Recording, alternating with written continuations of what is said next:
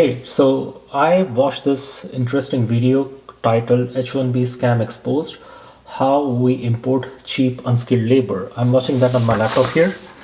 Okay, and this person has made some good videos before, some very important videos on this H-1B scam issue.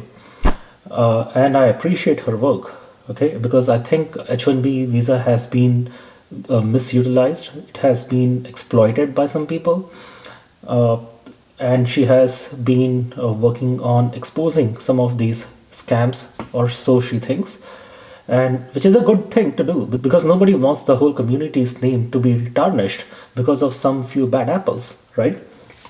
And I'm actually appreciative of her work by and large. But this video that she has made, I watched this video. I'm reacting to this, but let me just make it clear that I have watched it once already. And I even made a comment on this, right?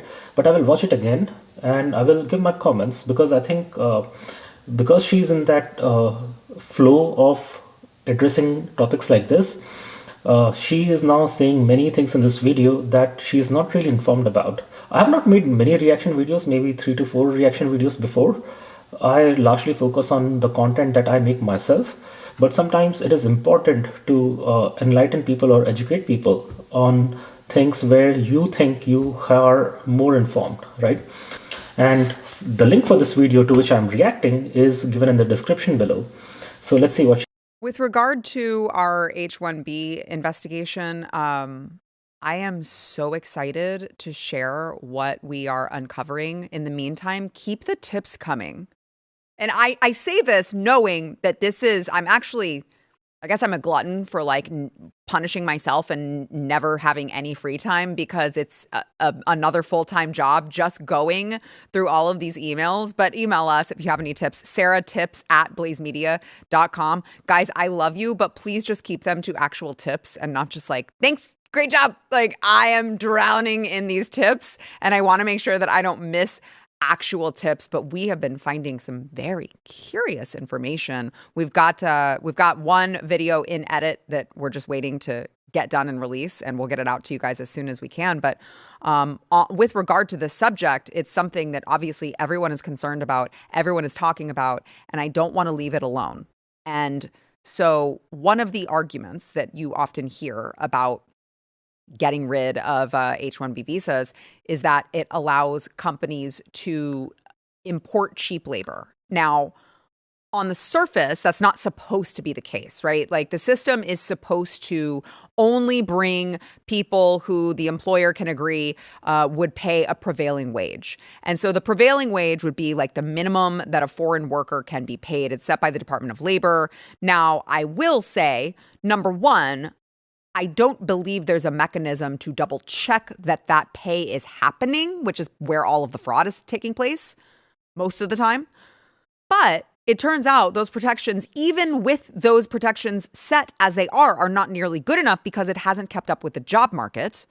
And the foreign worker rate is still under what American workers usually get. And this is not according to Sara Gonzales Unfiltered. This is according to a new working paper from the Harvard professor of economics. So don't take my word for it. Take Harvard's word for it. The H-1B wage gap, visa fees, and employer demand. So on average, H-1B workers earn 16% less than comparable natives. H-1B workers earn significantly less than U.S. workers, about 16% less than Americans, and in dollar terms, roughly $25,000 to $30,000 per year on average. Now, employers capture large payroll savings over a 6-year visa term. So the $100,000 visa fee that President Trump enacted, that was the whole argument, right? Is $100,000. That's going to prevent all of these low-paying jobs, all of these. It's going to slow everything down. That's actually, according to this, not going to slow down companies because after 4 years, they've made their money back. So the companies are the ones who are investing in this, and they're going to make their money back because they're still paying less for these people to come in because they're still making less than the American worker. So is this actually incentivizing these employers to not go for the H-1B? This study says no. Harvard says no. The study even says that the fee could go way, way up without slowing them down. They said that the revenue maximizing fee is between $118,000 and $264,000. And that has little or no impact on the number of H-1Bs hired. That is incredible. Incredible how they have figured out how to game the system. How all of these, Amazons and Microsofts and Verizons and these big giant companies of the world who are just worried about their bottom dollar, they're only worried about the profit. They don't live in your neighborhoods. They don't see how this is affecting the average American, the average Texan, in my case. They don't actually, they're all of those CEOs are all in gated communities. Okay, let me just stop here. I think by and large, whatever she's saying so far, there is a very good element of truth in it. There are cases where companies have used H-1B visa as a means to cut salaries, not because they want to cut salaries of Americans, just because they can get away by paying less for H-1B visa holders, because they are threatened that they might lose their visa status and they'll have to go back, and then they will have to look for a job all over again. So there are cases where in top companies, and actually not even in top companies, in many companies, managers are more amenable, or not amenable is not the right word. Managers are more incentivized to exploit H-1B visa holders because they cannot protest and they can be exploited easily as compared to American citizens. So there is large element of truth in what she's saying.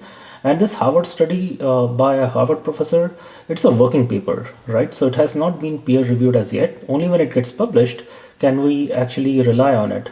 And don't say that just because it is Harvard paper, it is all reliable. I would strongly lean towards that it is going to be a reliable paper, but there was recently a case by someone from MIT where all the data was fabricated, right? So in this case, I don't think that is the case. I'm sure that this paper is good quality paper, which will probably get published in a good journal. But for the time being, let's assume that everything in that paper is true. So what she's saying is largely true because, and by the way, let me just make one point clear. Companies always try to minimize their costs so that they can maximize their profits. That happened first with all the retail companies and manufacturing companies. All the manufacturing from America, especially from states like Ohio, Michigan, moved to abroad, like mostly to China and other countries. And because manufacturing can only be done in another country, you don't see that many people from those countries on visas in the US, right? But even before IT market, manufacturing market moved out of the US. And the fundamental reason for that is that companies try to save money. And that is how they remain profitable and they can beat their competitors, right? So I don't think that these companies are really trying to undercut salaries for Americans, but that is the consequence of what they are actually doing, which is in their attempts to maximize their profits, American citizens have got punished. So far, what she has said is, I would say that largely it is true. So let's carry on. And the managers that are doing this are just bringing over their buddies, and typically they're getting a cut of that as well. So the only way to solve this problem in its entirety, to solve the system from being gamed by these employers, and of course, by the people who are coming over here knowing that the system is being exploited, but they don't actually care because they're just desperate to be here. The only way to solve this problem is not to implement the fee anymore. The fee isn't going to deter these employers, as Harvard just points out.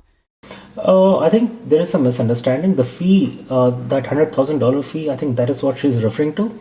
That is applied on people who are not already in the US. For example, it won't apply to students who are studying in American universities right now. It is going to be applied on people who are already abroad and they want to come to US directly on H-1B visa.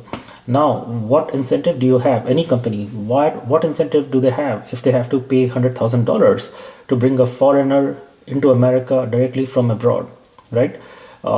If a company is doing that, they likely are making a very good offer to these H-1B employees who do not yet have H-1B but they're abroad, because they probably are really, really good. And if that is the case, their salaries will also be really good, and that companies are willing to invest or spend $100,000 on their visa. So let's carry on. They're already making them. They're already making the jobs cheaper. They're already making their money back. The only way is to stop the visa altogether. I understand the intention. I understand the point at the inception of the idea, but it's enough. It's already been proven to be taken advantage of, to be exploited. And it turns out we don't need any more software engineers. We don't need any more, like there's, what have I seen? A chef, food service worker. I kid you not. Like the titles, the job titles of these, we don't actually need to import any. We've got enough right here. So let's just cut the whole thing off. We don't need it anymore. Now, you'll hear complaints from the left about it. It's actually like already begun. They've started like wheeling out all of their talking points on H-1Bs, and like, because again, the system is supposed to be for the best and the brightest. It's supposed to be for the best and the brightest. And it's like, oh no, we won't. What about the doctors? Okay, let me just stop here. If she says that H-1Bs are no longer needed, there could be some element of truth in some markets, but it is not entirely true. For example, if you are looking to hire a professor at a university, right, and you open a position, look at all those people who apply, right? In my own department that I have been here for 6 years, and hundreds of people have applied, and to the best of my understanding, okay, there has hardly been an American, probably almost zero, right? So in that case, you have no choice but to hire people who will need an H-1B visa. So when she says that professions like chef and everything, I'm not sure if they come on H-1B visa. I'm not entirely sure, but in that case, for sure. And if you say that we don't need software developers, so be it. What will happen eventually, and has already happened, it is going to happen even more, that companies will actually establish their offices abroad. For example, there is one company, I forget the name, my former boss works for that company, and all their IT operations are being handled in India. Now, they won't hire any IT worker in the US. Nobody on H-1B, no American citizen is going to be hired in their IT division anymore. Whoever is hired, they actually hire someone back in India, because then they'll have to pay much, much less salary and they can get the same work done. So even if H-1B is stopped, it would probably increase hiring of people abroad directly rather than increasing jobs for Americans. It could actually help many Americans in many ways. Don't get me wrong, it can happen, but not to a level where you can say that everyone will start getting jobs. Every local American will get a job if H-1B visa is stopped. I doubt it. So things are not black or white. Things are in the gray area. So that's what I think she is missing the point. What about the doctors? There was an opinion piece from the Washington Post before they fired all of their staff, which couldn't happen to a more deserving group of people. Texas freezes out good doctors because they paused H-1B visa hiring for public universities, and that hurts United States patients. Oh no. So you're telling me that everyone from, everyone from, I don't know, Canada and all of these other places, whenever they have the UK, whenever they have something bad happen to them medically, they want to get to which country? Oh, the United States. Why? Because we're like the leading healthcare system in the entire world. We have the greatest healthcare technology in the entire world. And somehow the country who produces the best healthcare system and the cutting edge medical technology in the entire world can't find the best doctors. Okay, a lot of things that she has said is very partially true. For example, I would agree with her that America has one of the best healthcare quality and facilities. But do really Canadians and British people come to America to get treatments? Not really. Only if it is something so unique and something that cannot be done anywhere else, only then they come to America. British healthcare facilities and Canadian healthcare facilities are actually really good quality in every way. And what happens there is that because they are fully funded by their taxation system, uh, it might take a long time for them to get an appointment. If that is the reason they come to America, so be it. But American healthcare is entirely dependent on the insurance that you have. And these people, whoever comes to America for any kind of treatment, I think there are only two cases. First of all, they have to be very, very rich to afford it. And second of all, the disease should be something so unique that nowhere else they can get treated. Only those people come. So when she says that British and Canadians are coming to America for their healthcare needs, it's just wrong. We can't train anyone. We don't have anyone going through medical school here that we can actually just keep training to be the best and the brightest. No, we have to import them. From where? I guess India. It's like, first, if they can afford to pay doctors $500,000, they can afford the visa fees. Second, there are other visa options available for doctors that don't include the H-1B. Because again, I mean, my argument would be, I could make the argument for just stopping a total moratorium on all immigration. I could make that argument, but I'll just play the game. Okay. I won't make the argument for stopping all immigration. I will just at this time make the argument, because that's a much longer conversation.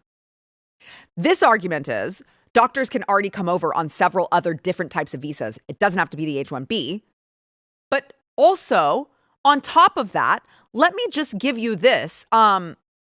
Before you start saying, but we got to have an Indian doctor because they're the best and the brightest, they're way smarter than us. Actually, they're defrauding the system in their home countries. There was Okay, I think she is going to talk about defrauding the system in their home country. First of all, America has doctors, but they do not have enough doctors. Okay, there are many hospitals in America, especially in rural America, where there is a severe shortage of doctors. In fact, to such a level that doctors in rural towns and small towns are paid a lot more than urban places in America. And a lot of Americans do not want to go to these places. So it's, for the most part, foreign doctors is the only option. And moreover, I think she doesn't know that you cannot just come from abroad and start practicing medicine in US. You have to be trained in America. There could be an absolute exception, but by and large, anyone who practices medicine in America has to have an American degree for the most part. Okay, very rarely will you ever see a doctor being imported from abroad to do a surgery. This is terrifying. Massive India-wide fake degree scam cracked. Over 100,000 certificates seized. And so, as it turns out, back in December, the police in Kerala, India, arrested 11 people who issued over 100,000 fake university degrees in medicine, nursing, and engineering. So just know, if you're going to that Indian doctor, they might not know their shit at all. They might have actually just paid for a fake degree in medicine, a fake degree in nursing. And hey, you know what? You can go get your well check. I'm going to pass. I'm going to find me a good old fashioned American doctor, and I'm going to pass on the importation of the doctors, because now you don't even know if they have a real degree. By the way. Okay, so everything she said here in this part is completely wrong. One part that she said that fake degrees were busted in Kerala, which was all over the news, that is correct. But those degrees, to the best of my understanding, are just to show some certificate to qualify for government jobs or someplace else. But anywhere, even in India, when you show a degree, it is actually cross-checked and verified if it is genuine or not. Okay. And second of all, the way she's projecting everything is that people using fake degrees came to America to become doctors. It is next to impossible to do so. Let me tell you why. Okay, any person, even if they have this, in India there is a degree called MBBS where you are a qualified doctor. Even if you have that degree in India, you cannot come to America and start practicing medicine at all. Okay, you still need to take the standardized exams like GRE.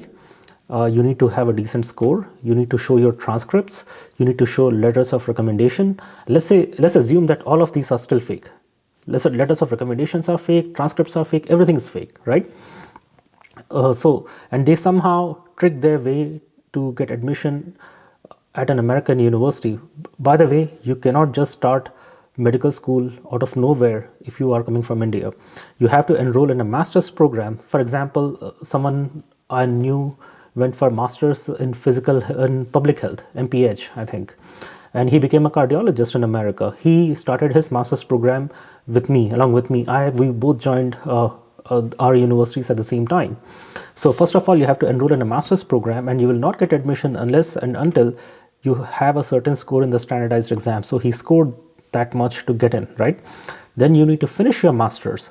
So even assuming that someone has no credentials, will they just get a degree out of nowhere in America? So are all American universities fake in that case? No.